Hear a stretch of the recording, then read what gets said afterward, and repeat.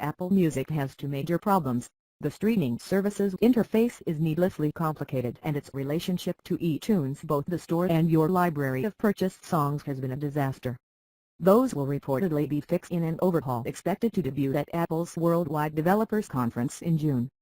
Apple Music is the result of Apple's acquisition of Beats Music in 2014, but folding Beats employees into Apple resulted in a culture clash that has affected the streaming service's rollout, according to a Bloomberg report.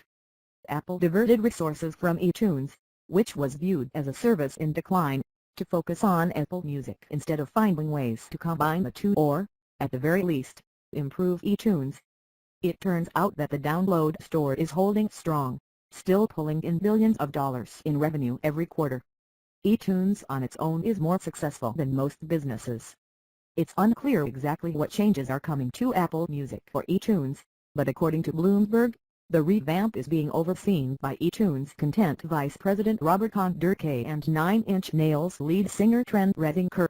Not surprisingly, design head Joni Ive has provided notes, as has Eddie Q, Apple's VP of Software and Services, and music industry veteran Jimmy Iovine, who champions Apple Music inside and outside of Apple. Many Beats Music employees left after the company was folded into Apple, because the company has a complex product approval process. Take a look at the names above. All of those people need to sign off on Apple Music decisions.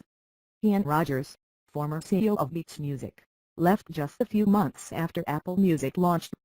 But Apple is regrouping, and currently has more than 1,000 people working on the service from offices in Los Angeles.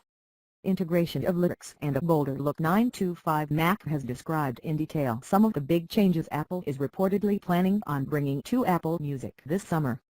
Apple is looking to redesign and simplify the user interface while expanding the music service to include some new features. The most notable addition will be the integration of song lyrics. According to 9to5's unnamed sources, Apple is currently working with music publishers to get the rights to automatically display lyrics in the Music app. The integration of song lyrics will roll out gradually, but a lot of them are expected to be integrated when the Apple Music revamp gets announced at WWDC.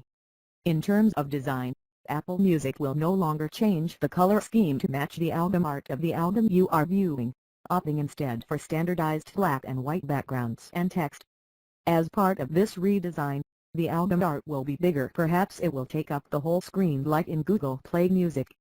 The fonts on menus and tabs will also get bigger, according to 9to5 Mac, for an overall look that's bolder yet simpler. Apple Music's For You opening tab will also get a makeover in terms of look and feel, but the underlying algorithms that recommend music based on your taste will remain the same. Apple will also rename the new tab and call it Browse, because, let's face it, Taylor Swift's 1989 album can't be still considered new about a year after it came out. Apple Music is also expected to make better use of 3D touch shortcuts and put song sharing to the forefront. Other features like Radio's Beats One and Connect will remain mostly the same. Why this matters: Apple is betting big on services as hardware sales decline, and Apple Music could be a much larger revenue generator if it were easier to use and fit more seamlessly with eTunes. The company has managed to rack up 13 million Apple Music subscribers despite all of its issues. Imagine how many more it could woo if the service were as easy to use as Petite Feet.